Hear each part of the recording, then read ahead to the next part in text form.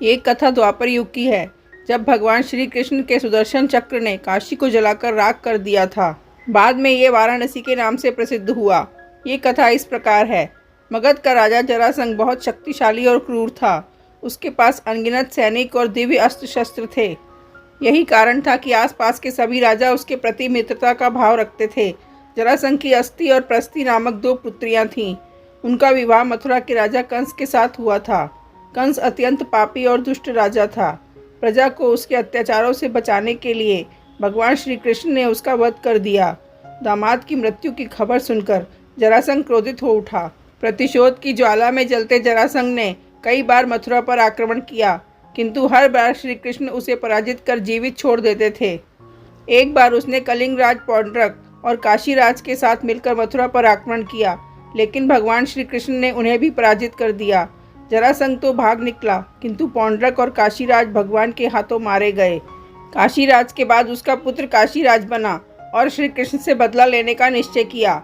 वो श्री कृष्ण की शक्ति को जानता था, इसलिए उसने कठिन तपस्या कर भगवान शिव को प्रसन्न किया और उन्हें समाप्त करने का वर मांगा।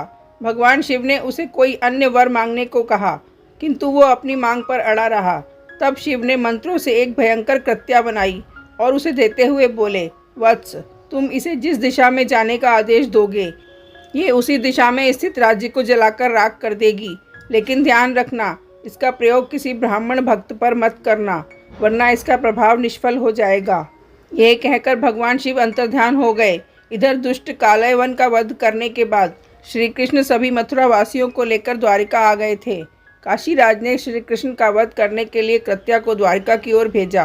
काशीराज को ये ज्ञान नहीं था कि भगवान श्री कृष्ण ब्राह्मण भक्त हैं, इसलिए द्वारिका पहुंचकर भी कृत्या उनका कुछ अहित न कर पाई।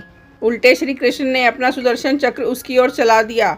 सुदर्शन भयंकर अग्नि उगलते हुए कृत्या की ओर झपटा। प्राण संकट में देखकर कृत्या भयभीत होकर काशी की ओर भागी। सुदर्शन चक्र भी उसका पीछा करने लगा। काशी पहुंचकर सुदर्शन ने कृत्या को भस्म कर दिया, किंतु फिर भी उसका क्रोध शांत नहीं हुआ और उसने काशी को भस्म कर दिया। कालांतर में वारा और असी नामक 2 नदियों के मध्य ये नगर पुनः बसा। वारा और असी नदियों के मध्य बसे होने के कारण इस नगर का नाम वाराणसी पड़ गया। इस प्रकार काशी का वाराणसी के रूप में पुनर्जन्म हुआ।